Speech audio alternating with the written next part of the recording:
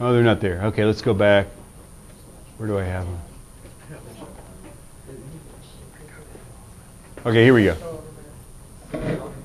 Okay, check this out. This is the notion.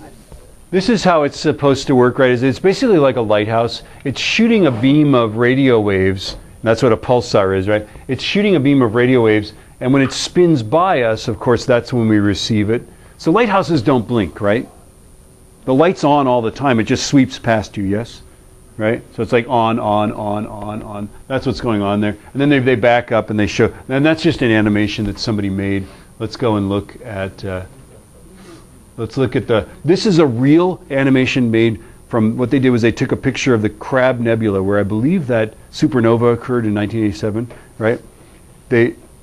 Or is that right? No, I don't know. But anyway, what they did was they looked night after night, might be a different place, right? And if you look at it, you see these ripples moving out, right? And then they're supposed to see jets here. I don't really see jets, okay? But go back, watch this. You see the ripples moving out like that?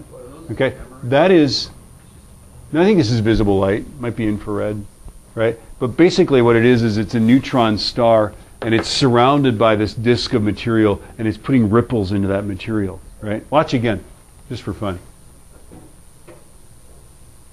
Ripples, and these are supposed to be jets. I really don't see them, but maybe some people see them.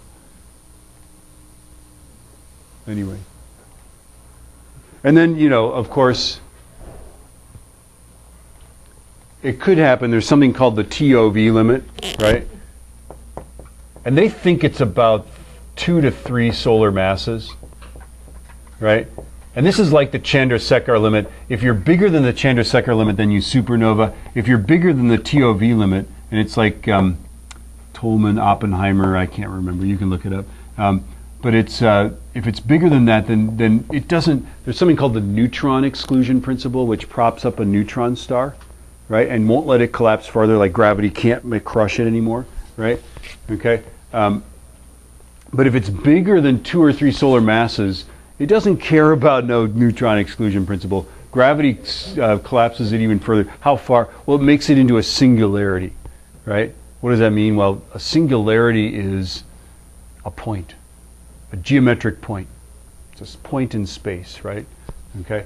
And basically, once it does that, right, there's something called the event horizon. So a black hole has a singularity, right? It's got a event horizon. This is a point of no return. If you're here, you have to go faster than the speed of light to escape. And nothing can go faster than the speed of light. Therefore, nothing can escape. If you're just outside the event horizon, you can escape, but it's going to cost you a lot of energy, right? So this is a black hole. And if you're big enough, it's going to crush you right down to a black hole. He's like, yeah. Okay. And then the problem here is that the curvature of space-time, that whole neat model that we used for orbit, where we had a sheet of rubber, we put mass on it, right? That curvature becomes infinite. General relativity doesn't work so well. And we would need a quantum theory of gravity, but we don't have one, right? So they're actually trying to discover the quanta that mediates the gravitational force. Like for electrostatic repulsion, like positive repels positive in magnets and stuff, it's photons, like light photons, right, that actually cause that to happen. For gravity, it's something called a graviton, but since gravity is so weak, it's very hard to detect them, right? So they've actually got, in Washington State, they've got a detector that's so sensitive. It's in eastern Washington, but it can detect waves hitting the coast of Washington, right? It's this incredible gravity detector, and they're trying to detect gravity waves and get a quantum theory of gravity, but we haven't actually done this, right? And then has anybody read Hawking's book, Brief History of Time, right? Anyway, he talks about this notion that there's something called the Heisenberg uncertainty principle, and it's that same notion that you can borrow energy from nowhere. So if you're just inside the event horizon, all you have to do is borrow energy from nowhere, from the vacuum, from the universe, right? Long enough to get across the event horizon. Once you're across, you're free, right? So he predicted actually that black holes are just sort of black, right? They're actually they're leaking radiation, and so if they leak radiation, they should leak mass. They should therefore lose mass, and they should eventually unblack hole, right? Uncollapse and emerge back into the universe, right? Kind of like the rubber sheet barfs them back into our space, right?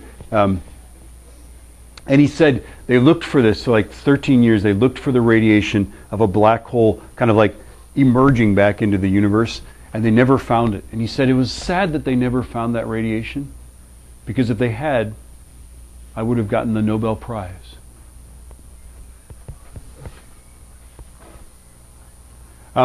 Other evidence of black holes, Andromeda Galaxy, if you look at it, there's stars, and we can tell that they're orbiting something that is 30 to 70 million times the mass of the sun.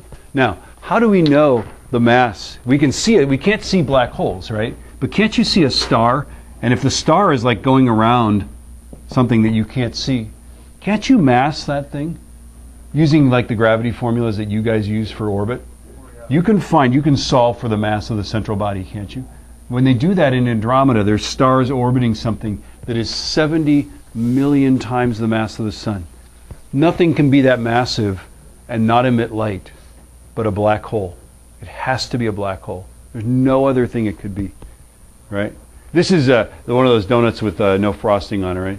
This is the notion is, right, here's a white dwarf. It did not become a black hole, right? Its stellar companion did become a black hole, right? And the singularity is somewhere down in there. Black holes have accretion disks, just like the rings of Saturn, kind of a thing, right? So black holes have accretion disks around them, and yeah, right? And then the final thing is quasars, right? Basically, a quasar is, and if you picture this, let's zoom back out here. Okay, a quasar is a black hole, right? Picture singularity, picture accretion disk, like the rings of Saturn, right? And as stuff falls in, just random stuff from other places in the galaxy, as stuff falls into this black hole, it strikes that accretion disk, right? And these things, that's some amazing amount. Let's hit the right arrows here. Okay, it creates. I don't have it on there. It's some amazing amount. It's like 30% of the incoming mass gets turned directly into energy. And remember that energy and mass, right? A small amount of mass. The speed of light is like 3 times 10 to the 8th meters per second, right? So it's squared is a tremendous number, right? And so just a little bit of mass can make a ton of energy. And it's something like 30% of the infalling matter gets turned directly into energy by these things, right? So quasars are just insanely bright. What is it? Quasi something radio source or something. So this is a quasar in some distant galaxy. I think it's in here. Is it in here?